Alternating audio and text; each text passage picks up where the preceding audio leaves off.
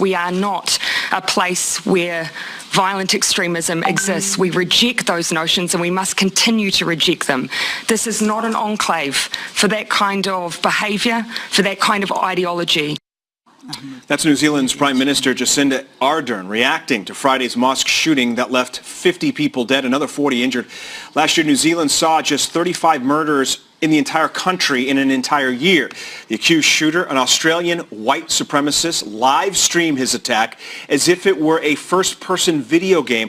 And he also issued a 74-page manifesto against what he described as foreign invaders. Joining us this morning is Dr. Sabeel, Director of Gain Peace. Yeah, good morning. Thank you so much for joining us here. Good morning. I got to imagine when this news broke overseas and we started seeing some of the images and hearing about the devastation, that the people in your community got very concerned about their own safety.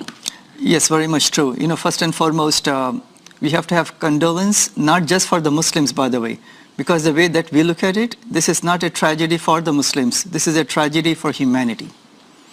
Let's talk about here locally. What are you telling people, especially those who worship at mosques, with regard to their safety? Are we seeing security increased at mosques here in Chicago? Yes, definitely. There are 130 mosques in the Chicagoland area. So when I went to the mosque on Friday and then to drop off my kids, there were at least 2 cars in almost every mosque, both front door and the back door. And we are recommending our own people that do not just stay home, just come out to the mosque and pray, just live a normal life. Because if you don't do that, then they will win. That's what they want. They want to scare us. Let's come together. Not just the Muslims, but all the non-Muslim brothers and sisters. You know, I was reading about the Pittsburgh synagogue. That was, of course, a mass shooting, and a rabbi there said that since that shooting, he's been having some difficulty bringing people into the house of worship. People are scared. In fact, he had a teacher there who said now she sits by a door, and she always has an eye on the door in case she has to run out. What would you say to people who, again, they're just a little bit afraid of going to a mosque here in Chicago? What would you say to them? Well, first and foremost, to believe in Allah means the God in Arabic language. Have trust in Him. Secondly, we want to congratulate our law enforcement. They have done an excellent job. And we also want to congratulate many of our fellow non-Muslims. You know, I have seen a sign, a man is holding the sign. I'm a Christian, go to your worship, I will protect you. So these kind of signs, this kind of support is overwhelming, and that means a lot to the Muslim community.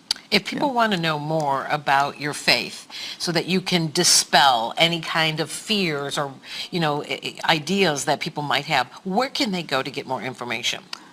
They can go to the website gainpeace.com. G-A-I-N, peace. Peace, yeah. Gainpeace.com. Number 2 is we have a national hotline. People can give us a call 24/7, 1-800-662-ISLAM. And if they have any questions, if they have any misconceptions, and if they want to get a copy of the Quran, we give this out for free, by the way, to people. Okay. This is the source, not the fake news, not the White House. This is the source.